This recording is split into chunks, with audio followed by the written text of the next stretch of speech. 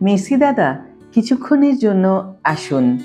কাতর আর্জি টালিগঞ্জের বিজেপি বিধায়ক পাপিয়া অধিকারীর। Hi everyone, welcome back to my channel Anjana entertainer. বন্ধুরা, তোমাদের সকলকে আমার এই ছোট্ট ইউটিউব চ্যানেলে স্বাগত জানাই। লিওনেল মেসি যেন ফের কলকাতায় আসেন আর্জি জানালেন টালিগঞ্জের বিজেপি বিধায়ক পাপিয়া অধিকারী।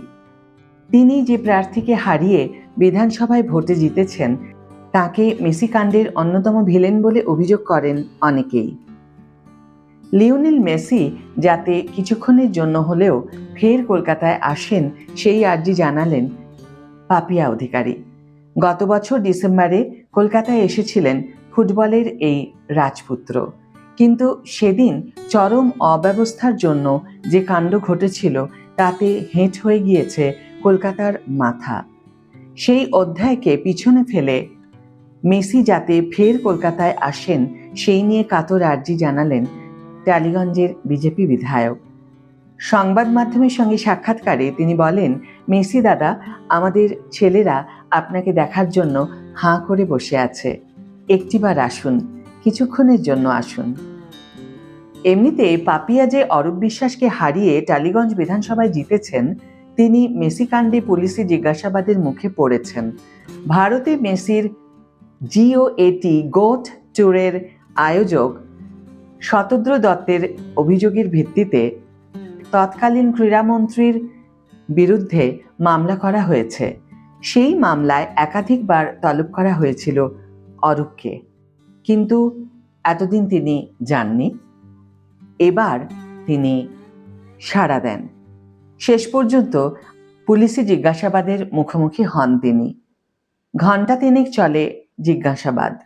শতদ্র অভিযোগ করেছেন, ভয় দেখিয়ে প্রচুর পরিমাণে কমপ্লিমেন্টারি টিকিট ও অ্যাক্রেডিটেশন কার্ড চেয়েছিলেন তৎকালীন ক্রীড়ামন্ত্রী অরূপ বিশ্বাস। হুমকি দিয়েছিলেন যে যদি তার দাবি পূরণ করা না হয় তাহলে মেসির অনুষ্ঠানই হবে না কলকাতায়।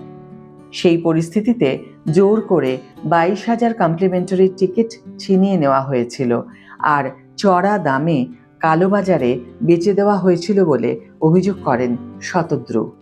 সেখানেই অরূপের কীর্তি শেষ হয়নি বলে অভিযোগ উঠেছে।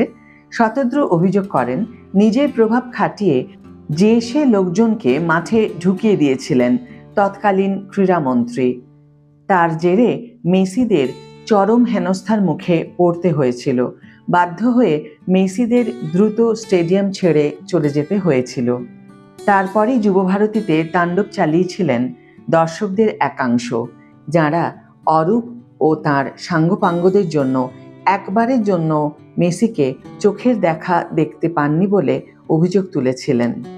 এখন বিশ্বকাপে মেসির হ্যাট্রিক গোল করার পরে আবারও সত্যি কোথাও যেন মনে হচ্ছে আর একবার যদি তিনি আমাদের কলকাতায় আসেন তাহলে তাকে আর আগের মতো হারাস্ট হতে হবে না। কারণ এই মেসি কাণ্ডে সত্যিই কলকাতার মানুষের মাথা হেঁট হয়ে গিয়েছে তৎকালীন ক্রীড়ামন্ত্রী অরূপ বিশ্বাসের কারণে। আজকের ভিডিও এখানেই শেষ করছি বন্ধুরা। ভিডিওটি যদি ভালো লেগে থাকে তাহলে অবশ্যই একটি ছোট করে লাইক দিও, শেয়ার করো বন্ধুদের সাথে, কমেন্ট করে জানিও তোমাদের মতামত। যারা এখনো আমার চ্যানেলটিকে সাবস্ক্রাইব করোনি তারা অবশ্যই চ্যানেলটিকে সাবস্ক্রাইব করে আমার পাশে থেকো, আর যারা অলরেডি সাবস্ক্রাইব করে দিয়েছো তাদের জন্য আমার অনেক ভালোবাসা এবং অনেক ধন্যবাদ। আজ তাহলে বিদায় বন্ধু, দেখা হবে পরের ভিডিওতে। ভালো থেকো, সুস্থ থেকো, সঙ্গে থেকো।